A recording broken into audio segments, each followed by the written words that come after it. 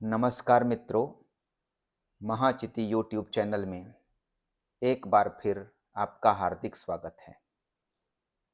आधुनिक भारत की भव्य लोकतांत्रिक संरचना के वास्तुकार, भारत और विश्व को अपने तरह से उद्घाटित करने वाले अनूठे इतिहासकार, संवेदनशील इंसान, वैज्ञानिक, व्यापक और प्रगतिशील सोच के मानवतावादी चिंतक और रचनाकार, अपने समय की विश्व राजनीति की धुरी, शांतिदूत पंडित जवाहरलाल नेहरू को उनके जन्म दिवस पर श्रद्धा सिक्त नमन करते हुए आप सबको नेहरू जयंती की बहुत बहुत शुभकामनाएं।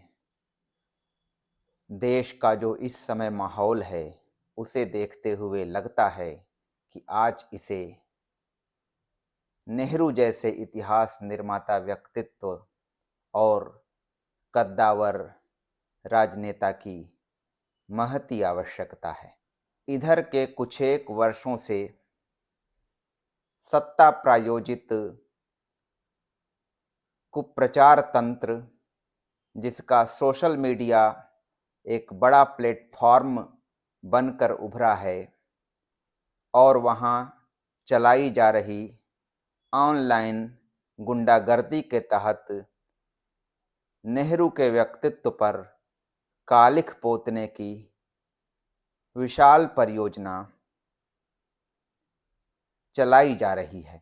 उसके द्वारा एक ऐसे नेहरू को प्रचारित करने का बेहद घृणित अभियान चलाया जा रहा है, जिसका वास्तविक नेहरू से दूर दूर तक कोई संबंध नहीं है। उसमें तथ्य की भी और दृष्टि की भी भूलें जानबूझकर रखी जाती हैं, क्योंकि उन प्रचारकों की नीयत में ही खोट है।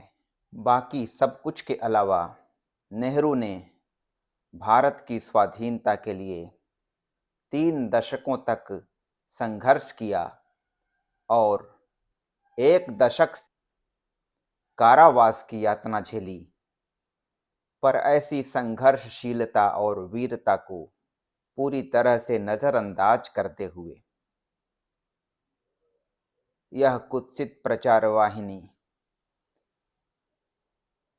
ऐसे माफी वीरों को भारत रत्न देने का जोर शोर से अभियान चला रही है, जिनका लोकतंत्र या मानवता को लेकर कोई योगदान दिखाई नहीं देता।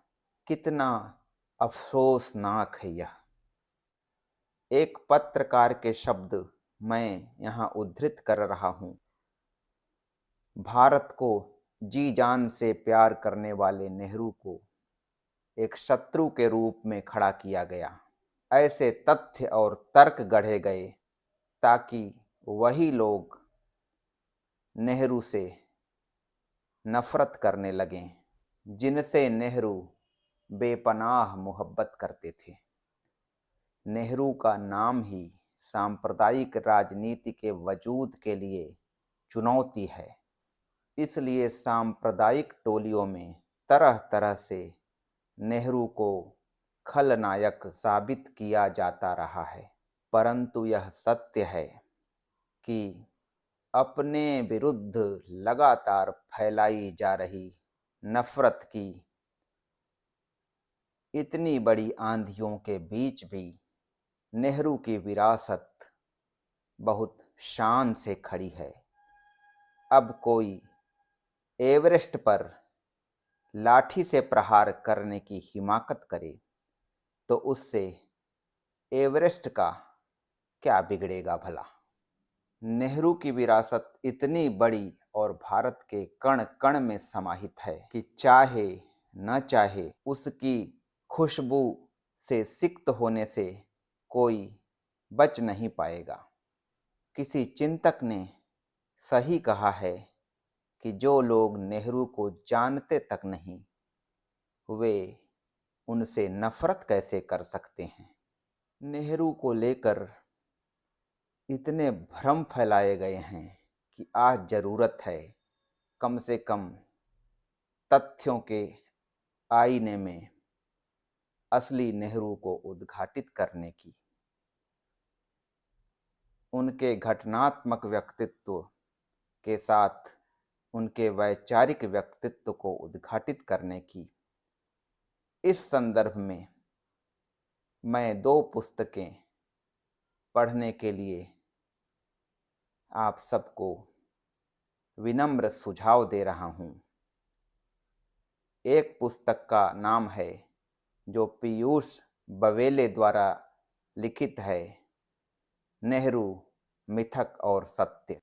और दूसरी पुस्तक है प्रोफेसर पुरुषोत्तम अग्रवाल द्वारा लिखित कौन है भारत माता। अग्रवाल जी की पुस्तक नेहरू के विशाल वैचारिक लेखन के कुछ चुनिंदा अंशों का संपादन और एक लंबी भूमिका के साथ समायोजित है। वह आज सत्ता प्रायोजित प्रचार तंत्र के तहत नेहरू की छवि को धूमिल करने का लगातार प्रयास किया जा रहा है।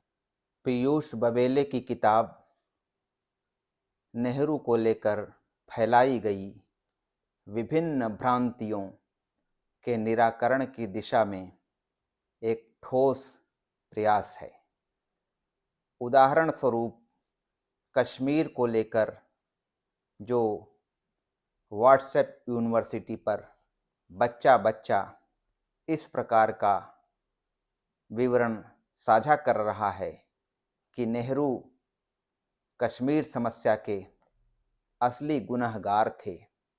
वे नहीं चाहते थे कि कश्मीर भारत का अभिन्न अंग बने। इस संदर्भ में, इस संक्रामक व्याधि के संदर्भ में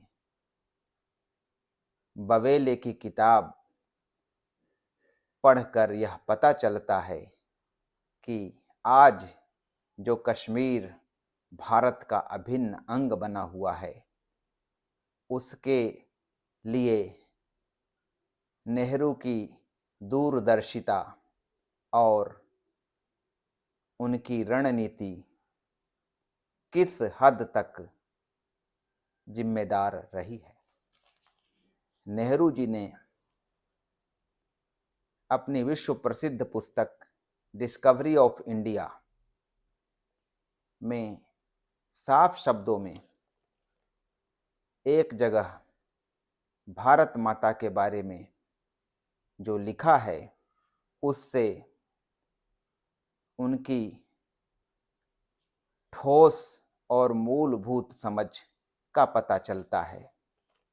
वे कहते हैं कि देश की जनता ही असली भारत माता है और भारत माता की जय बोलने का मतलब देश की जनता की जय बोलना है, उसकी उन्नति की जय बोलना है। लेकिन जिन लोगों ने भारत माता को केवल भावनात्मक झुनझुना बना रखा है और इस भावनात्मक झुनझुने का उपयोग वे संकीर्ण सांप्रदायिक राजनीति के लिए कर रहे हैं, उनके बारे में क्या कहा जाए। नेहरू को बदनाम करने में जी जान से लगी प्रचार मंडली असली इतिहास को भूलने का पाठ दिन रात पढ़ा रही है। वह भारत की वर्तमान कई समस्याओं के लिए नेहरू को गुनहगार के रूप में पेश करने में दिन रात लगी हुई है। असत्यों और अर्धसत्यों को लेकर वह इस प्रकार का अभियान बहुव्यापक सोशल मीडिया पर चला रही है और हम आए दिन उसकी चपेट में आ जा रहे हैं। नेहरू ने स्वाधीनता संग्राम और भारत के सबसे बेहतर प्रधानमंत्री के रूप में तो अपनी सेवा दी ही, लेकिन इनके अतिरिक्त उन्होंने भरपूर लिखा, भरपूर रचना कर्म हमारे सामने प्रस्तुत किया। आवश्यकता है उसे पढ़ने की, अगर पूरा नहीं तो कम से कम उसके कुछ चुनिंदा अंशों को हम पढ़ सकते हैं। उसे पढ़ के पता चलेगा कि वे किस प्रकार भारतीयता की जड़ों में बहुत गहराई तक बैठे हुए इंसान थे। उन्होंने भारत के इतिहास के हर हिस्से पर, भारतीय संस्कृति के हर पक्ष पर और भारतीय जनता के हर पहलू पर लिखा। भारतीय दर्शन से लेकर भारतीय इतिहास,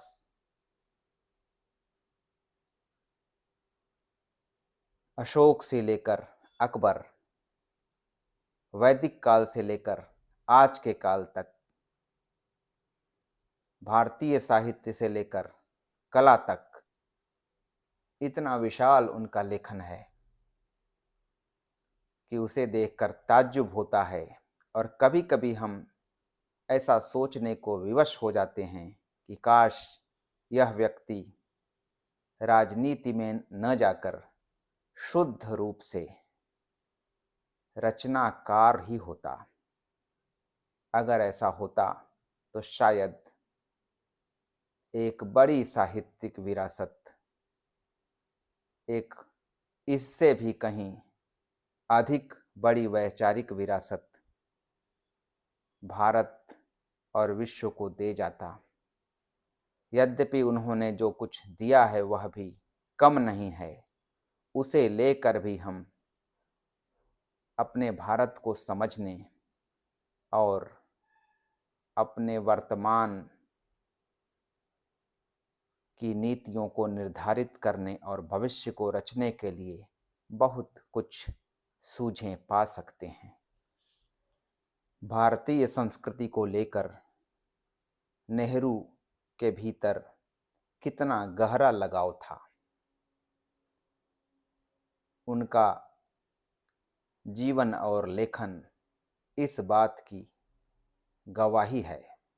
लेकिन वर्तमान सत्ता प्रायोजित कुप्रचार तंत्र उन्हें भारत, भारतीयता, भारतीय संस्कृति से बहुत दूर, और दूसरे शब्दों में कहें तो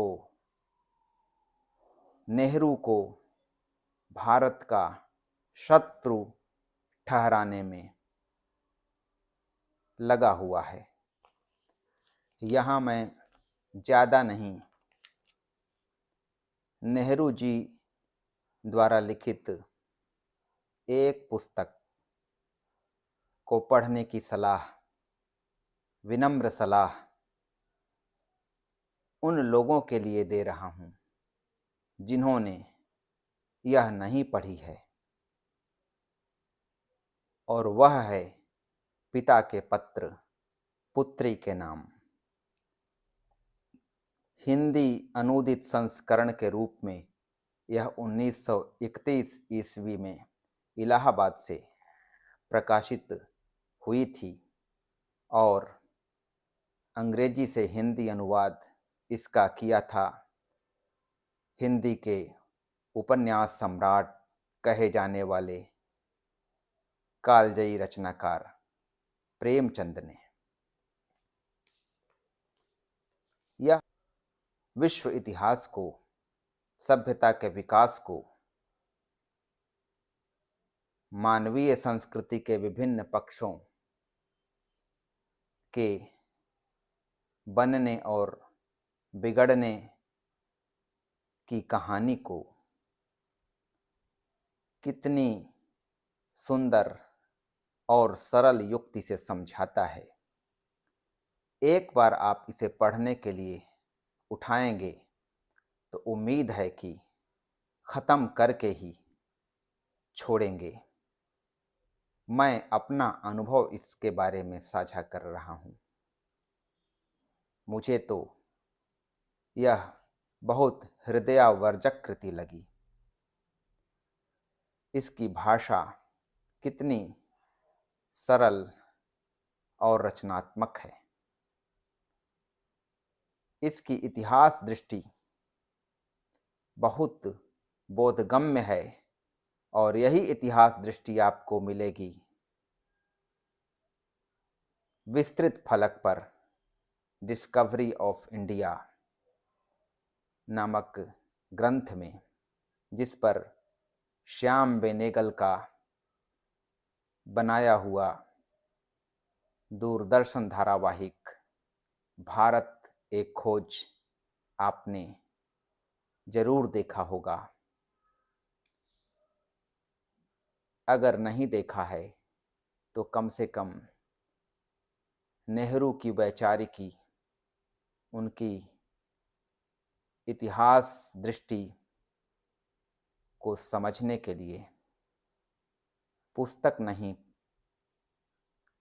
तो कम से कम इस धारावाहिक को ही देख लें, ऐसा विनम्र आग्रह है। तो आज का वीडियो यहीं तक। आधुनिक भारत के रचनाकार पंडित जवाहरलाल नेहरू को एक बार पुनः विनम्र श्रद्धांजलि अर्पित करते हुए आप सबको नेहरू जयंती की एक बार फिर शुभकामनाएं संप्रेषित करते हुए यह वीडियो यहीं मैं पूरा करना चाहता हूँ। उम्मीद है कि जल्द ही किसी नए विषय पर कोई नया वीडियो लेकर मैं आपके समक्ष उपस्थित होऊंगा। तब तक के लिए नमस्कार।